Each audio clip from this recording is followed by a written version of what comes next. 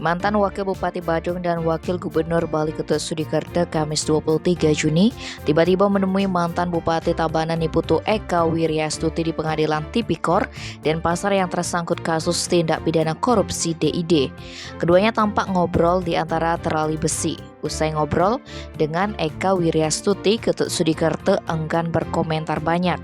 Dia mengatakan hanya ingin memberi doa restu kepada sahabatnya agar selamat karena dia sendiri sudah lepas dari dunia skala.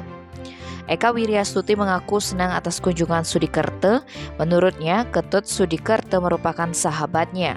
Sebagai teman, dalam kondisi apapun tetap teman. Sementara itu, usai menjalani sidang kepada awak media, Eka Wiryastuti meminta dirinya tidak dikaitkan dengan partai.